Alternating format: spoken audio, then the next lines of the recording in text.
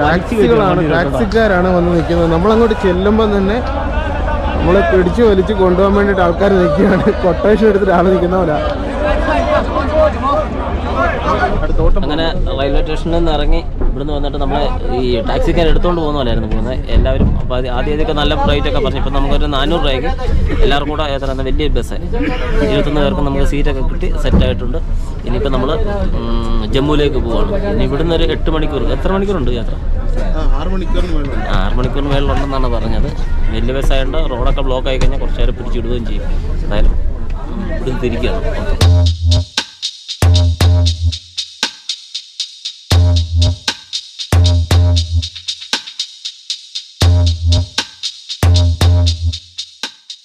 ജമ്മു ശ്രീനഗർ ദേശീയപാത NH44 ഏറ്റവും വടക്കേ അറ്റത്തുള്ള ഭാഗമാണ്.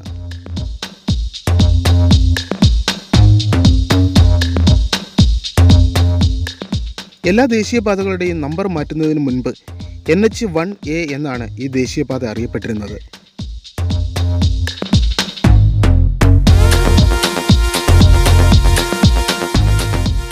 കാശ്മീർ താഴ്വരയിലെ ശ്രീനഗറിൽ നിന്ന് ജമ്മു വരെയാണ് ഈ റോഡ് നിർമ്മിച്ചിരിക്കുന്നത്.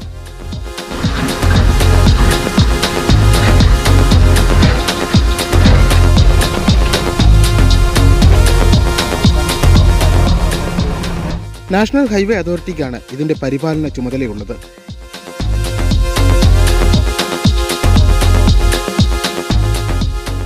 കാശ്മീർ താഴ്വരയെ ഇന്ത്യയുടെ മറ്റു റോഡ് ഭാഗങ്ങളുമായി ബന്ധിപ്പിക്കുന്ന 2 റോഡ് ലിങ്കുകളിൽ ഒന്നാണിത്. മറ്റൊന്ന് മുഗൾ റോഡാണ്.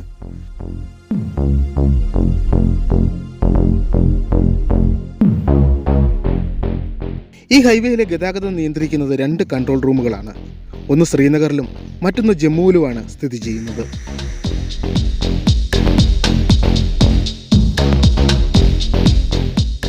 ശ്രീനഗറിലെ ലാൽ ചൗക്കിൽ നിന്ന് ആരംഭിച്ച് പുൽവാമ, അനന്തനാഗ്, കുൽഗാം, റംബാൻ, ഉധൻപൂർ എന്നീ ജില്ലകളിലൂടെ കടന്നു പോകുന്ന ഹൈവേ ജമ്മുവിൽ അവസാനിക്കുന്നു.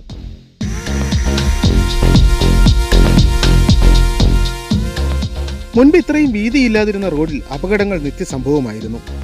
എന്നാൽ ഇന്ന് സ്ഥിതിയാകെ മാറിക്കൊണ്ടിരിക്കുന്നു. പുതിയ റോഡിന്റെ പണികൾ വളരെ വേഗത്തിലാണ് പുരോഗമിച്ചുകൊണ്ടിരിക്കുന്നത്.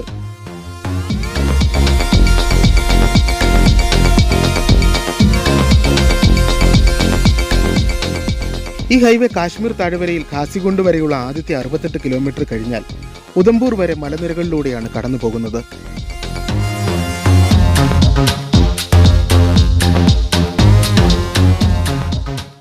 ഒട്ടും തന്നെ ഉറപ്പില്ലാത്ത മണ്ണാണ് ചുറ്റുമുള്ള മലനിരകളിൽ. ഏത് സമയവും ഏതെങ്കിലും ഒരു കല്ല് താഴേക്ക് പതിച്ചേക്കാം. മറുവശത്ത് അഗാധമായ കൊക്കയുമാണ്.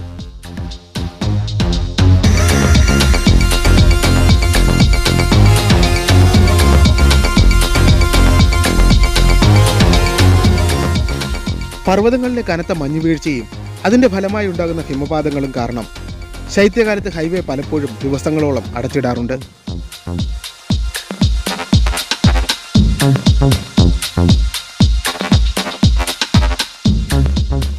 ശ്രീനഗറിൽ നിന്ന് റോഡ് മാർഗമല്ലാതെ ട്രെയിൻ സർവീസുമുണ്ട്.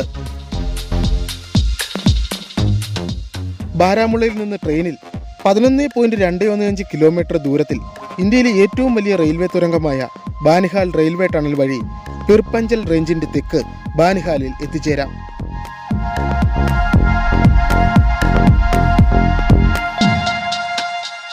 നമ്മളിപ്പോൾ ആ വഴിയാണ് ബാനിഹാളിൽ എത്തിച്ചേർന്നത്. ഖാസിഗണ്ടിനും ബാനിഹാളിനും ഇടയിലുള്ള ദൂരം 35 കിലോമീറ്റർ ആണ്. എന്നാൽ റെയിൽ മാർഗം 17 കിലോമീറ്റർ മാത്രമേ ഉള്ളൂ. സമയവും ചെലവും 3/4 ഭാഗത്തോളം കുറയ്ക്കാം.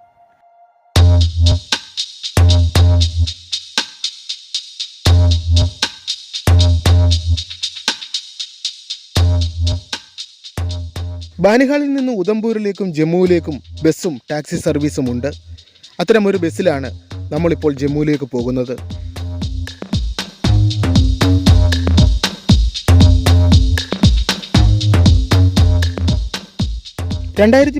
ഫെബ്രുവരിയിൽ തുടർച്ചയായ മഴ മലനിരകളിൽ പലയിടത്തും ഹിമപാതത്തിനും മണ്ണിടിച്ചിലിനും കാരണമായി.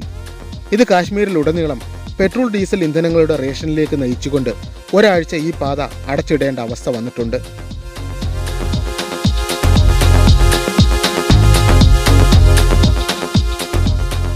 ഇത്തരം അപകടങ്ങൾ ഉണ്ടാകുമ്പോൾ കൺട്രോൾ റൂമുകൾ ചിലപ്പോൾ വാഹനങ്ങൾ യാത്ര തുടരുന്നത് തടയും. ചിലപ്പോൾ ഒറ്റവരിയായോ റോഡിലെ തടസ്സം പൂർണ്ണമായി മാറിയതിനു ശേഷമോ ആവാം യാത്ര തുടരാൻ കഴിയുക.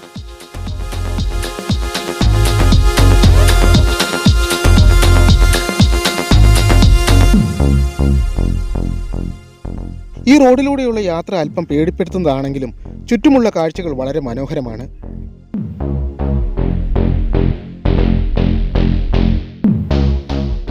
നമ്മൾ ജമ്മുവിൽ നിന്ന് ശ്രീനഗറിലേക്ക് പോയത് രാത്രിയിലായതിനാൽ ഈ കാഴ്ചകൾ പലതും നമുക്കൊന്ന് നഷ്ടമായിരുന്നു.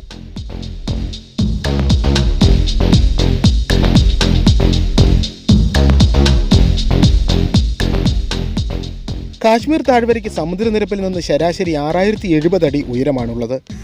എന്നാൽ ചുറ്റുമുള്ള പിർപ്പഞ്ചൽ പർവ്വതനിരകൾക്ക് ശരാശരി 10,000 അടിയോളം ഉയരമുണ്ട്.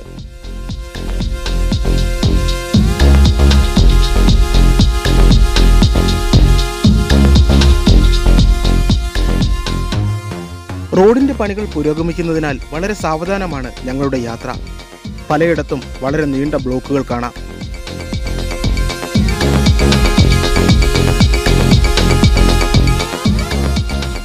പക്ഷേ അടുത്ത സീസണിൽ ഇവിടെ സന്ദർശിക്കുന്നവർ വളരെ തിരക്കൊന്നുമില്ലാതെ വളരെ സുഗമമായി തന്നെ കാശ്മീരിൽ എത്തിച്ചേരാവുന്ന തരത്തിലാണ് റോഡിന്റെ നിർമ്മാണം.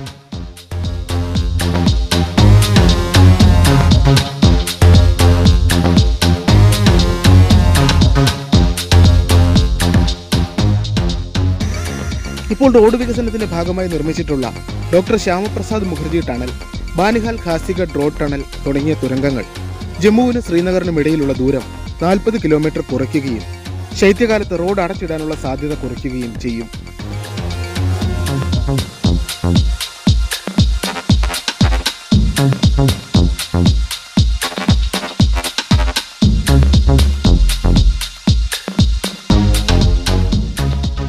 കേന്ദ്രഭരണ പ്രദേശങ്ങളിലെ ഏറ്റവും ജനസംഖ്യയുള്ള രണ്ടാമത്തെ നഗരമാണ് ജമ്മു.